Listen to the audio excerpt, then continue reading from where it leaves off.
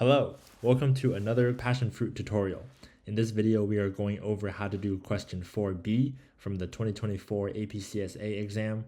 If you haven't tried out this question on your own yet, feel free to go to passionfruitlearning.com where you can do any of the past year's FRQs with an AI tutor and automatic grading. Okay, let's get into it. As always, we will read the question together. We will write out some pseudocode and then we'll write out the final answer. Cool. So assuming that we've already looked at question 4a, we know we have the location class, we know what the grid path class is about, and in this question, we are going to write the sum path method. So let's see what the sum path method needs us to do.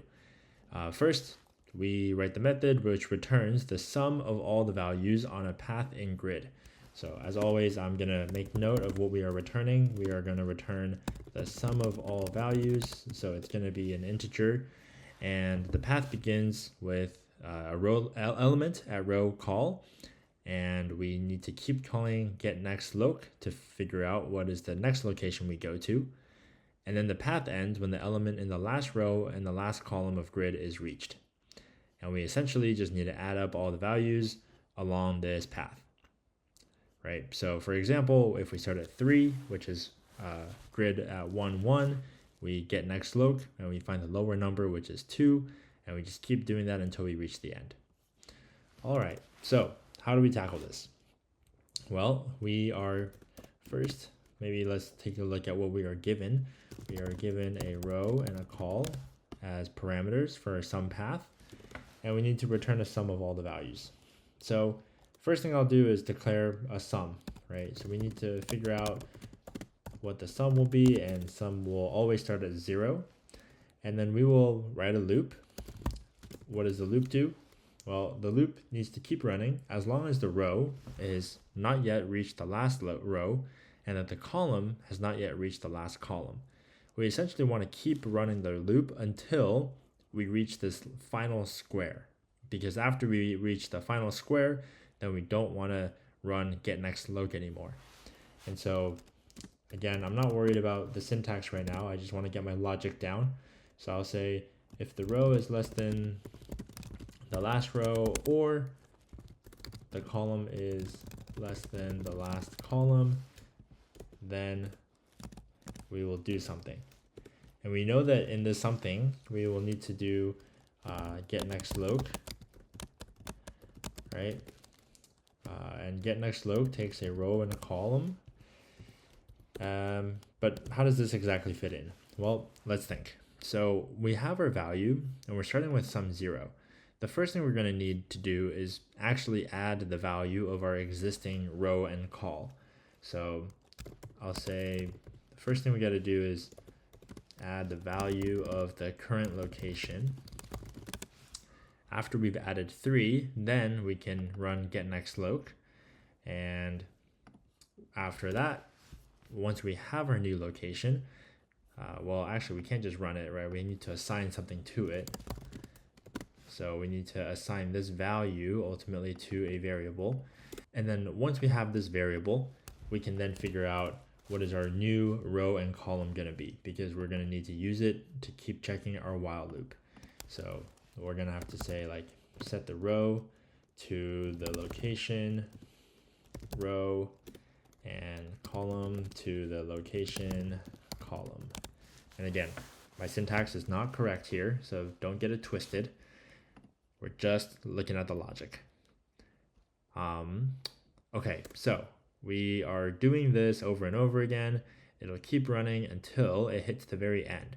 Once it hits the very end, keep note that this portion of the code will no longer run, but we still need to add the last value, right? And so we will actually do something outside of the loop. We will, say sum is equal to the current sum plus the last value of grid, which is at the very bottom corner.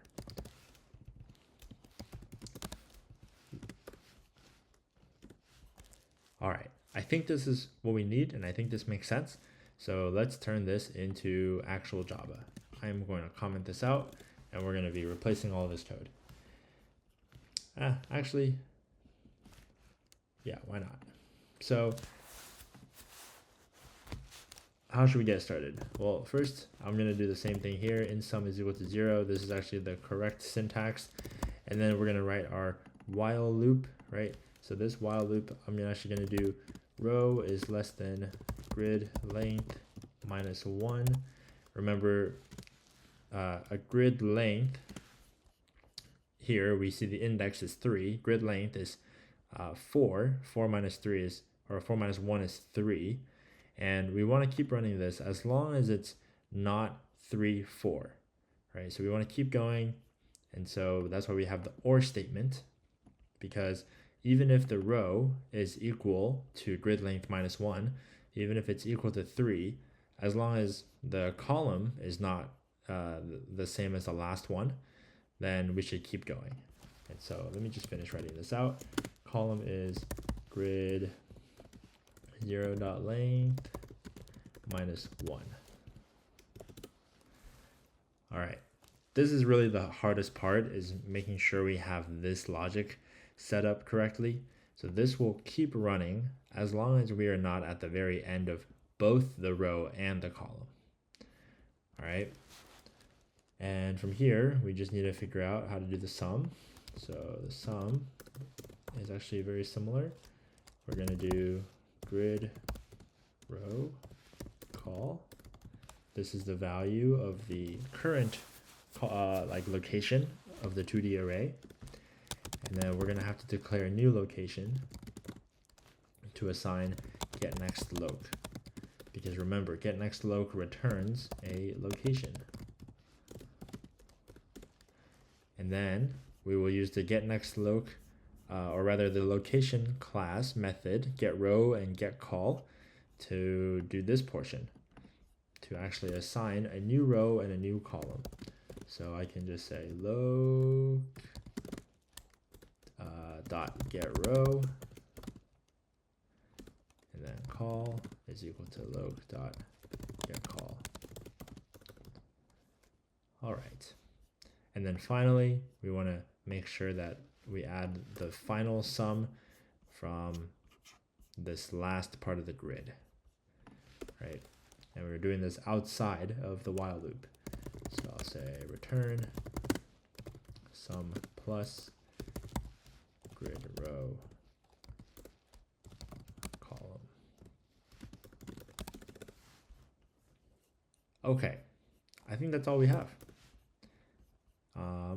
Let's check your answer.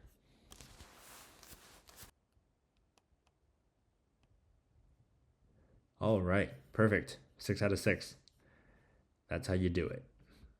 Okay, see you next time.